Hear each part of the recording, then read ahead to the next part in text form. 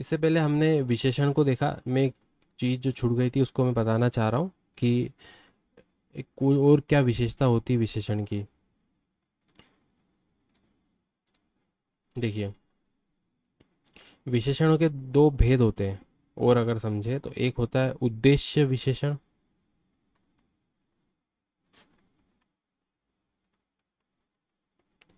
और दूसरा होता है विधेय विशेषण।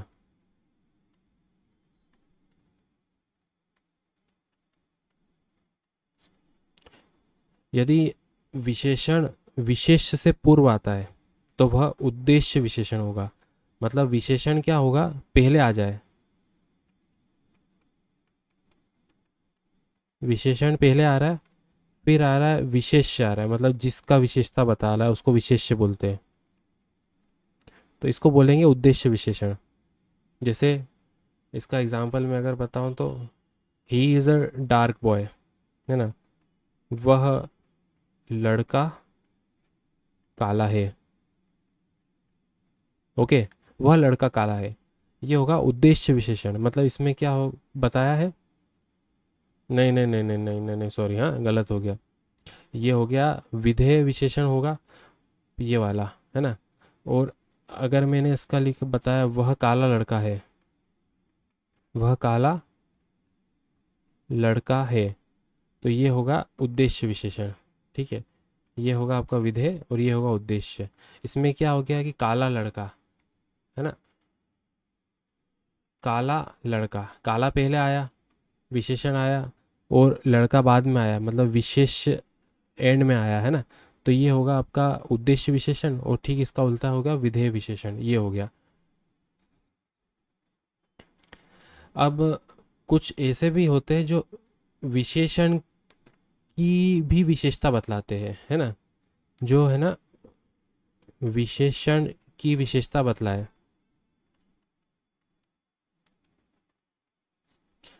उनको बोलते हैं प्रविशेषण।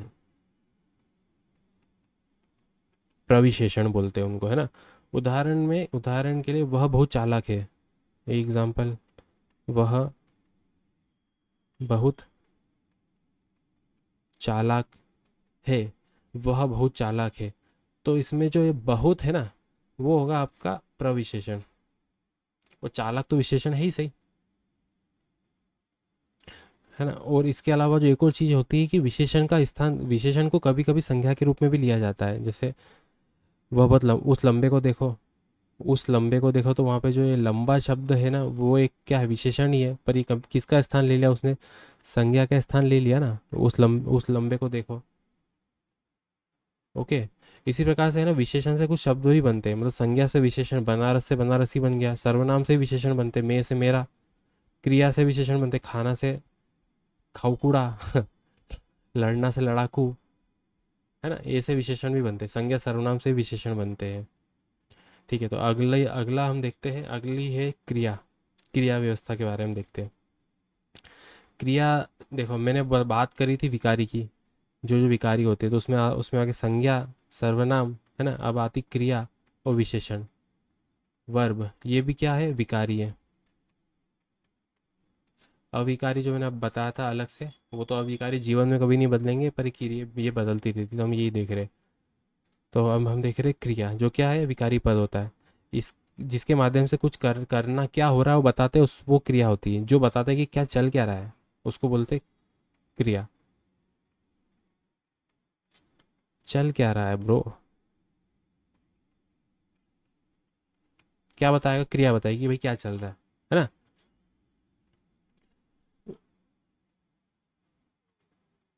क्रिया के अभाव में आप एक सेंटेंस बना के बता दो, मैं मान जाऊं भाई।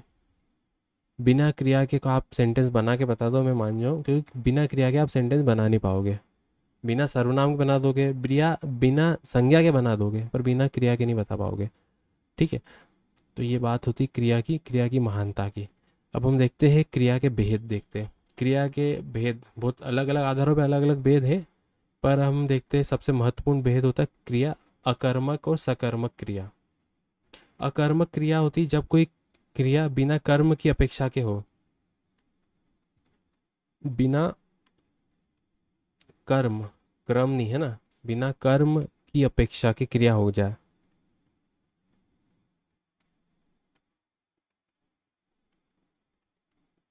उस क्रिया को बोलते हैं अकर्मक क्रिया। जैसे पक्षी उड़ रहे हैं, ठीक है,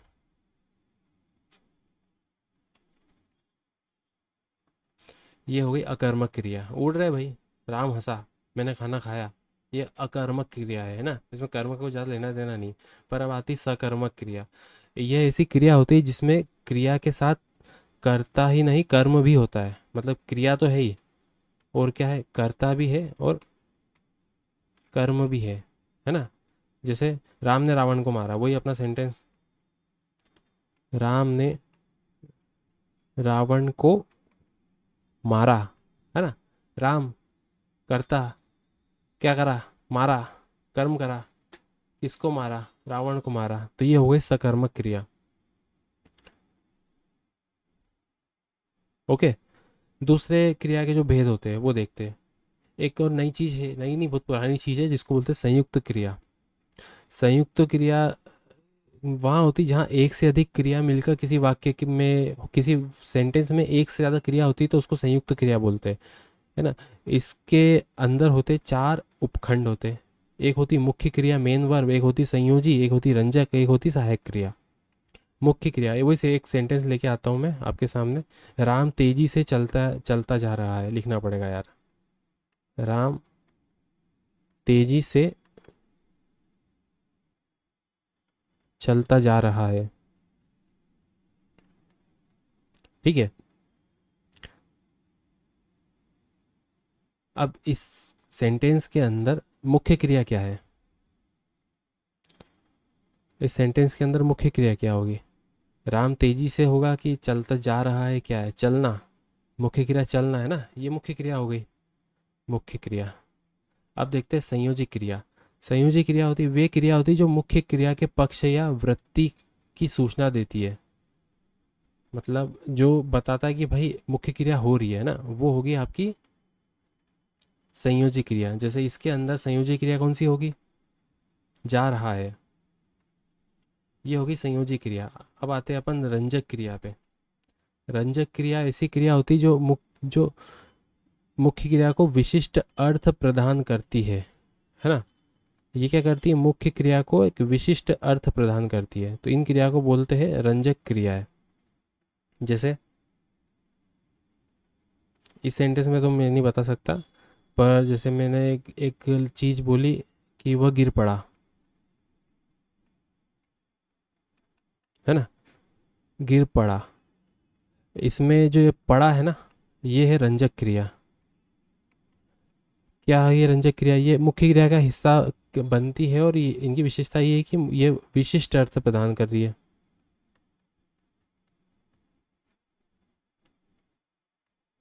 विशिष्ट अर्थ प्रदान कर रही है, तो इसको बोलते हैं रंजक क्रिया। अब आती है सहायक क्रिया। ये कोई ये संयुक्त क्रिया का अनिवार्य अंग नहीं होती है, ये मुख्य क्रिया के पहले होती है, उत्तरपदी होती है। नहीं नहीं, सॉरी सॉरी, उत्तरपदी, मुख्य क्रिया की उत्तरपदी होती है और उसी पर निर्भर करती है। जैसे राम तेजी से चलता जा रहा है ना, इसमें सहायक क्रिया क्या होगी, सहायक क्रिया होगी इसके अंदर है, ये है, ये सहायक क्रिया है जो मुख्य क्रिया के बाद आ रही है। उत्तरपदी मतलब बाद में, है ना, याद रखना। उत्तरपदी होती है जो आती है आपकी मेन वर्ब के बाद में आती है। तो ये हमने ये क्रिया के ये वाले भेद देखे, एक संयुक्त क्रिया देखी। एक और भेद है समामिका, समामिपिका और असमापिका क्रिया। एक और क्रिया के भेद है, ये भी देख लो। ये ज़्यादा इतना है नहीं।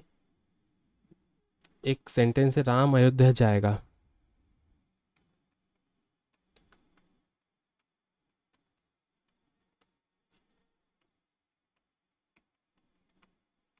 जाएगा है, ये समामिका क्रिया है, ठीक है। असमामिका क्रिया ऐसी क्रिया होती है जिसमें वाक्य के विधेय पक्ष के अंतिम हिस्से में आने के बजाय कहीं और आ जाए, तो वो असमामिका क्रिया हो जाती है। जैसे पहले आ जाए, मतलब यहाँ पे इसी को समझो, समाविका क्रिया मतलब जब राम अयोध्या जाएगा मतलब डन हो गया, काम हो गया है ना। और इसके अलावा कुछ स्थिति आ रही है तो उसको आप असमाविका क्रिया में ले सकते हैं। इसके बाद जो आता है क्रिया के भेद, वो है प्रेरणार्थक क्रिया और नाम धातु क्रिया।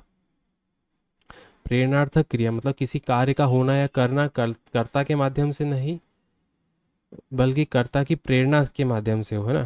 कर्ता नहीं होना इसमें,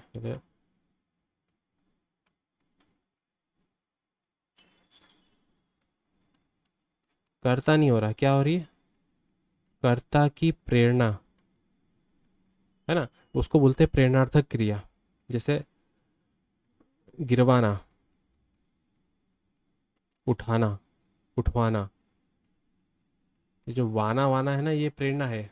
ठीक है, तो इनको इस प्रकार की क्रिया को बोलेंगे प्रेरणार्थक क्रिया। और नाम धातु क्रिया, नाम धातु क्रिया मतलब ये ऐसी क्रिया होती है जिनका निर्माण संज्ञा या विशेषण के रूप परिवर्तन से हुआ है ना।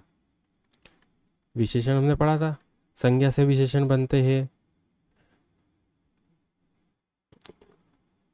और विशेषण, संज्ञा से अगर कोई क्रिया बन जाए या विशेषण से कोई क्रिया बन जाए तो इन क्रियाओं को बोलते हैं नाम धातु क्रिया। जैसे संज्ञा से, संज्ञा है हाथ, इससे बना हथियाना। विशेषण गर्म, गरमाना,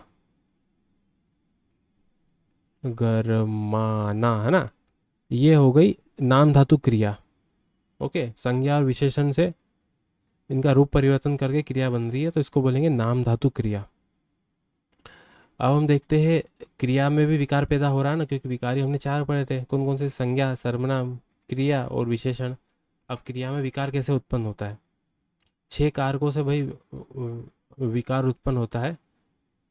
कारण या कारक, लिंग, वचन, काल, वाच्य, पुरुष, भाव या वृत्ति। वृत्ति है ना, वृत्ति। इन कारकों से क्रिया में विकार उत्पन्न होता है।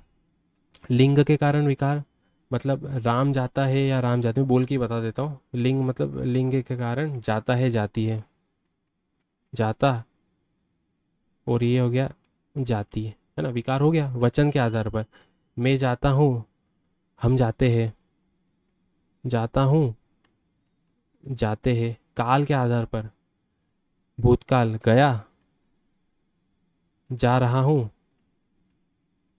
और जाऊंगा। विकार उत्पन्न हो रहा है कि नहीं हो रहा, विकार समझाओ। वाच्य, वाच्य को हम बाद में समझेंगे, आप समझ ही लो वाच्य होता क्या है। वाच्य तीन होते हैं, कर्ता, कर्म और भाव, है ना, ये तीन मान लो, है ना। कर्ता, कर्म और भाव। अब कर करता है कृतवाच्य, कृतवाच्य, है ना। कृतवाच्य में आएगा राम ने तीर चलाया, राम ने तीर चलाया।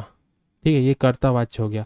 कर्मवाच्य में राम द्वारा तीर चला, राम द्वारा तीर चला। और भाववाचक हो गया चलना ही तीर का काम है, चलना ही कोई भी चला, उसको राम चलाए कि रावण चलाए, कोई भी चलाए, तीर का काम है चलना, तो ये हो गया भाववाचक संज्ञा। कर्ता मतलब राम ने तीर चलाया। कर्मवाचक कि राम द्वारा तीर चलाया गया, ये हो गया कर्मवाचक, राम द्वारा कर्म किया गया तो उसको कर्मवाचक बोलेंगे, ये वाच्य होगा। ठीक है, फिर आगे पुरुष के आधार पर, मध्यम पुरुष, उत्तम पुरुष, अन्य पुरुष। मैं जाऊंगा, तुम जाओगे, तुम जाओगे। मैं जाऊंगा, उत्तम उत्तम पुरुष, मध्यम पुरुष में तुम जाओगे, जाऊंगा, जाओगे, जाएगा, ये है ना। ये जो विकार उत्पन्न हो रहा है पुरुष के कारण उत्पन्न हो रहा है। फिर हम देखते हैं भाव, भाव या वृत्ति के आधार पर। भाव जो वृत्ति, इसको मैं यहीं से समझा देता हूँ, कुछ इतना इंपॉर्टेंट है नहीं वैसे। भाव या वृत्ति, एक है आपका विध्यर्थ, तुम वहां जाओ।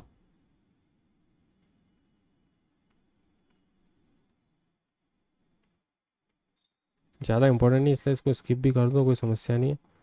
फिर आते संदेहार्थ, वह जाता ही होगा,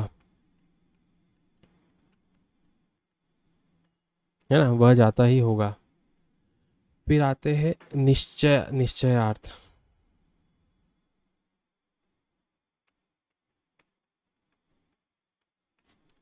निश्चयार्थ में वह जा रहा है। उसके बाद आया संकेतार्थ।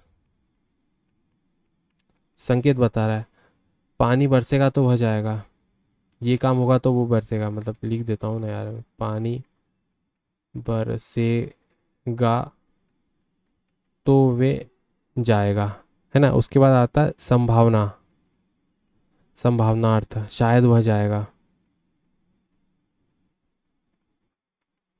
शायद वह जाएगा। मैं राइटिंग से गंदी लिखता हूँ, कम से कम जो भी देखे ना उसको उसको थोड़ा दिमाग लगाना पड़ेगा कि भाई लिखा क्या है, तो ध्यान रहेगा तो समझ में जल्दी आता है, दो बार नहीं देखना पड़ेगा। हमने देखा विद्यार्थ, तुम वहाँ जाओ, जाओ आदेशवाचक हो गया। संदेहार्थ में वह जाता ही होगा, जाता ही होगा। निश्चयार्थ में आ गया वह जा रहा है ना। संकेतार्थ में पानी गिरेगा तो वो जाएगा। संभावनार्थ में शायद वह जाए, शायद वह जाएगा या शायद वह जाएगा, है ना। यहाँ पे विकार उत्पन्न हो रहा है, तो इस प्रकार से विकार उत्पन्न होता है। ओके।